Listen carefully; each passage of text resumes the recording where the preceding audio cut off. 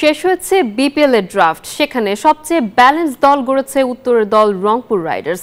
Batting কিংবা bowling বিভাগে বেশ শক্তিশালী দলই গড়েছে তারা। কাগজে কলমের বিচারে অন্যদের তুলনায় কিছুটা পিছিয়ে পড়েই নোয়াখালী এক্সপ্রেস। রংপুরের শক্তির জায়গা দলগত পারফরমেন্স। ক্যাপ্টেন হিসেবে সামনে থেকে নেতৃত্ব দিয়ে এর আগেও সুনাম কুড়িয়েছেন নুরুল হাসান সোহান। ব্যাটিংয়ে হৃদয় মাহমুদুল্লাহ তাদের অন্যতম ভরসা।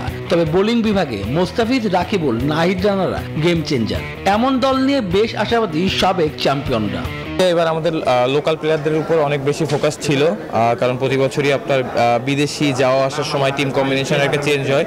তো সেই দিক থেকে আমার কাছে মনে হয় যে আমরা বেস্ট লোকাল সাইডটা নিতে পেরেছি। সবগুলো টিমই শক্তিশালী, কিন্তু হ্যাঁ আমাদের হয়তো তারকা বা ন্যাশনাল টিমের প্লেয়াররা বেশি, সেটার জন্য আমরা একটু অ্যাডভান্টেজে থাকবো। রাজশাহী দলের ভরসার নাম তাদের ব্যাটিং বিভাগ। শান্ত, সাহেবজাদা ফারহান, মুশফিকুর রহিম, তানজিদ তামিমরা পরীক্ষিত পারফর্মার। বোলিংয়ে তরুণ তুর্কি, রিপন মণ্ডল, জাহানদাদ খানদের ওপরই ভরসা রাখছে তারা। তবে সেখানে কিছুটা পিছিয়ে থাকতেই হচ্ছে।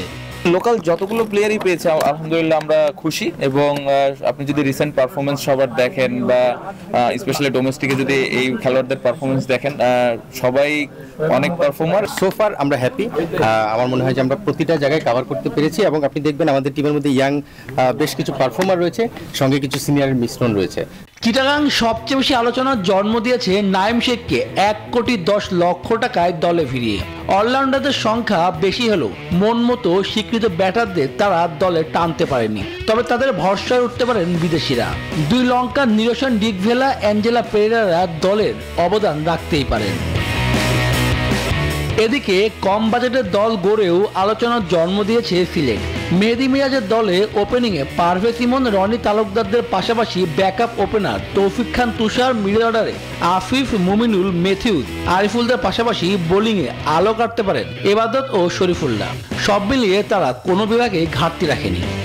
আমাদের যতটুকু অ্যাবিলিটি ছিল আমরা সেই পর্যন্ত আসলে আমাদেরকে যেটা বেস্ট মনে হয়েছে সেটাকে পিক করার চেষ্টা করেছি। আমি অবশ্যই অনেক এক্সাইটেড, এবং তারা আমাকে ডিরেক্ট সাইনিং করেছে।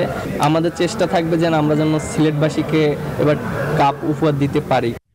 ঢাকার দলের ভরসার নাম তাসকিন আহমেদ ও সাইফ হাসান। তাদের দলে হার্ড হিটার শামীম, অভিজ্ঞ মিঠুন, নাসির, সাব্বির, সানাকাদের পাশাপাশি বোলিংয়ে তাসকিনের সঙ্গে হাল ধরবেন সাইফুদ্দিন, তাইজুলরা।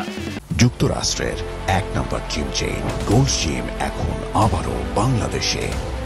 বসুন্ধরা আবাসিক এলাকা ও বসুন্ধরা সিটি শপিং মলে।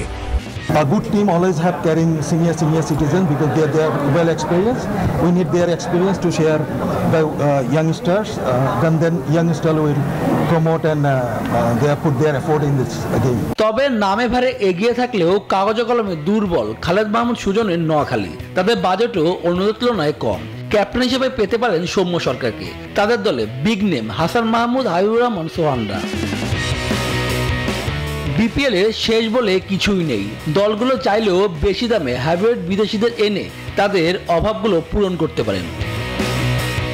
শুভদেবনাথ, নিউজ 24, ঢাকা।